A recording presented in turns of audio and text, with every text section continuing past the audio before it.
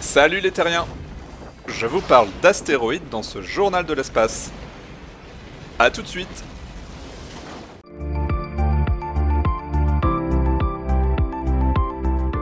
Bienvenue sur le journal de l'espace qui vous résume l'actualité spatiale toutes les semaines. Aujourd'hui, comme promis, nous parlerons de la chasse aux astéroïdes dangereux, du ravitaillement de l'ISS, et enfin, de l'arrivée des 3 nouveaux astronautes sur cette même station spatiale. C'est parti! Et on démarre tout de suite avec le premier sujet sur la chasse aux astéroïdes. Les astéroïdes. Ces dangereux objets circulant dans l'espace sont capables de rayer de la carte toute une civilisation. Et il en existe des millions. Heureusement, la plupart d'entre eux se situent entre Mars et Jupiter, dans ce qu'on appelle la ceinture d'astéroïdes. Dans le cadre de son programme de défense planétaire, la NASA a décidé de lancer le développement d'un télescope spatial de protection qui traque les astéroïdes passant à proximité de la Terre. Cette mission de surveillance porte le nom de NEO, pour Near Earth Object. Traduisez, mission de surveillance des objets proches de la Terre. L'objectif principal de cette mission, c'est de découvrir au moins 90% des astéroïdes de plus de 140 mètres de diamètre qui sont soit proches de la Terre ou qui s'en approchent dangereusement. Aujourd'hui, les scientifiques pensent n'avoir repéré qu'environ 30% des objets de cette taille. Quand on demande la raison d'un tel projet à Thomas Zurbuchen, l'administrateur adjoint de la NASA, sa réponse est la suivante. Nous voulons savoir si l'un d'entre eux est susceptible d'entrer en collision avec la Terre. Ce télescope est destiné à accroître la flexibilité et la réactivité en termes de défense planétaire. En effet, détecter le plus tôt possible de telles menaces, c'est tout simplement la clé pour pouvoir s'y préparer et réagir correctement pour éviter le pire. Je vous explique d'ailleurs quelles sont les différentes possibilités pour contrer un astéroïde qui viendrait droit sur nous un peu plus tard dans la vidéo. Mais revenons-en d'abord à ce projet. Le coût total de ce projet serait d'environ 600 millions de dollars, avec un lancement prévu à partir de 2025. La masse totale de l'engin spatial fera environ 1300 kg pour 50 cm de large, ce qui lui permettra d'être mis en orbite sur un lanceur lourd, comme une Falcon 9. Une fois dans l'espace, la détection des astéroïdes se fera sur une dizaine d'années grâce à la caméra infrarouge du télescope. Alors pourquoi une caméra infrarouge? Il faut savoir qu'aujourd'hui 2 méthodes existent pour repérer les astéroïdes. Soit on utilise la lumière visible, soit on utilise les infrarouges. Avec la première méthode, on repère les astéroïdes grâce à la lumière qu'ils réfléchissent. C'est la même méthode que lorsque nous regardons les objets dans le ciel à l'aide d'un télescope. En fait, nous les voyons grâce à la lumière qu'ils réfléchissent. Le meilleur exemple que l'on peut donner est celui de la Lune, que l'on repère très facilement grâce à la lumière du Soleil qu'elle réfléchit. C'est utile pour repérer les plus gros objets, ou les plus clairs, mais cette technique a aussi le gros défaut de ne pas fonctionner avec les astéroïdes plus sombres, car ceux-ci ne réfléchissent que très peu la lumière. Et donc est apparue une deuxième méthode, via les infrarouges, qui consiste en la détection de la chaleur que les astéroïdes émettent lorsqu'ils sont alimentés par les rayons du Soleil. Donc, en repérant cette chaleur émise, on repère les astéroïdes. C'est cette méthode qui sera utilisée avec notre télescope spatial. Maintenant, imaginons que nous détections un astéroïde qui viendrait à entrer en collision avec la Terre. Quelles sont nos possibilités pour éviter ça? Alors, nous avons plusieurs options. La première idée, c'est de le percuter à très grande vitesse. C'est assez basique, et même un petit vaisseau, s'il est envoyé à très grande vitesse, peut emmagasiner suffisamment d'énergie cinétique pour faire dévier l'astéroïde de sa trajectoire. On appelle ce procédé l'impact kinétique. La deuxième possibilité, c'est de se poser sur cet astéroïde et d'y installer un moteur de fusée.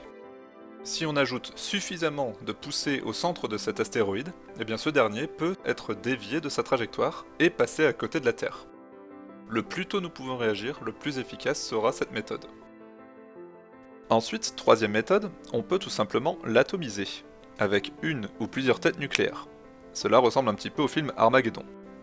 L'objectif ici étant de faire exploser une charge nucléaire à proximité de l'astéroïde pour le réchauffer et également désintégrer une partie de ce dernier. En fait, plus on va chauffer l'astéroïde, plus sa masse va changer, et lorsque l'on change la masse d'un astéroïde, eh bien celui-ci change de trajectoire. De plus, à lui seul, le souffle de l'explosion peut modifier la trajectoire de l'astéroïde. Quatrième idée, qui ressemble à la précédente, on peut aussi chauffer l'astéroïde à distance avec d'énormes lasers. Même objectif ici, faire changer la masse de l'astéroïde pour le dévier de sa trajectoire initiale. Enfin, dernière possibilité, toujours dans l'optique de changer la température de l'astéroïde afin qu'il change de masse, on peut peindre un astéroïde afin qu'il absorbe plus ou moins les rayons du Soleil. Encore une fois, plus il absorbera les rayons du Soleil, plus il sera chaud, plus sa masse changera, et donc sa trajectoire changera également. Je vous rassure quand même, dans un avenir proche, et j'insiste bien sur le proche, aucun astéroïde connu n'est censé s'écraser sur la Terre. Il convient quand même de parler de l'astéroïde appelé Apophis, qui passera juste à côté de la Terre en 2029, puis en 2036. Cet astéroïde a été découvert en 2004, et il est suivi de près par la NASA, car même une faible déviation de sa trajectoire pourrait l'amener à entrer en collision avec la Terre. Pour l'instant, on peut donc se considérer à l'abri, mais comme je le disais au début de cet article, aujourd'hui, on considère que l'on ne connaît que 30% des astéroïdes existants. Ce projet de télescope spatial détecteur d'astéroïdes dangereux est donc loin d'être une mauvaise idée, et pourra surtout nous permettre d'éviter la prochaine extinction de masse. Pour la deuxième partie de ce journal, nous restons en orbite autour de la Terre, l'actualité portée sur le ravitaillement de l'ISS. Savez-vous combien de personnes vivent actuellement ailleurs que sur la Terre? On peut les compter sur les doigts de nos mains. Ils sont au nombre de 9. Ce sont les 9 astronautes vivant à bord de l'ISS, notre station spatiale internationale. Elle est située en orbite à environ 410 km de notre planète, au-dessus de nos têtes. La station, qui a été construite en plusieurs phases ayant démarré en 1998, soit plus de 20 ans déjà, n'a réellement été habitée qu'en l'an 2000. Plus d'une dizaine d'années sera ensuite nécessaire pour donner à la station spatiale son apparence actuelle. Mais qui dit station habitée, dit aussi besoins humains et matériels.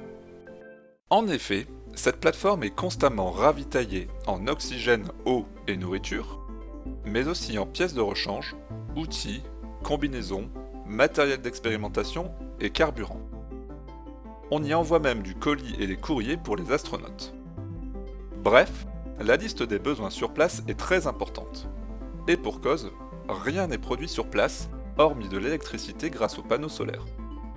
En général, une navette est envoyée tous les 2 mois pour ravitailler l'ISS et ses occupants. Le week-end dernier, c'était au tour des Japonais de la JAXA, l'agence d'exploration aérospatiale japonaise, d'envoyer leur vaisseau cargo pour refaire les stocks de la station. Ce module spatial porte le nom d'HTV-8. Il est parti le 24 septembre du centre spatial de Tanegashima, au sud du Japon. Sa soute contenait l'équivalent de 4 tonnes de produits. En plus des vivres habituels, voici ce qu'on pouvait notamment y trouver. Il y avait 6 batteries ion lithium destinées à remplacer celles vieillissantes au nickel-hydrogène de la station. Les astronautes auront d'ailleurs pour mission de remplacer ces batteries lors des prochaines sorties dans l'espace sur le mois d'octobre. Ils pourront aussi réparer le détecteur de rayons cosmiques grâce aux pièces de rechange envoyées. HTV-8 a aussi amené pour la station un prototype de système de communication par laser innovant. Ce prototype, développé par la JAXA et le laboratoire informatique de Sony, permet d'augmenter la vitesse de communication et d'échange de données avec la station spatiale. Parmi les autres marchandises transportées, on peut aussi trouver un module d'expérimentation en biologie cellulaire, plusieurs CubeSats, ce sont des petits satellites, ainsi qu'un projet expérimental visant à tester l'effet de la gravité sur des matériaux en poudre ou en grains. Une fois sa mission terminée, le cargo HTV-8 sera rempli de ce dont la station n'a plus besoin, comme les déchets par exemple, et sera ensuite détruit naturellement par combustion grâce à l'échauffement intense qui se produit pendant sa rentrée atmosphérique. C'est un moyen comme un autre pour régler le problème des déchets dans l'espace. Pour la troisième partie de ce journal, nous restons sur l'ISS qui a vu l'arrivée de 3 nouveaux astronautes la semaine dernière. Le mercredi 25 septembre, une américaine, un russe et pour la première fois un émirati ont rejoint les 6 membres d'équipage déjà à bord de l'ISS. Ce qui porte le nombre d'astronautes, comme je le disais dans le précédent sujet du journal, à 9.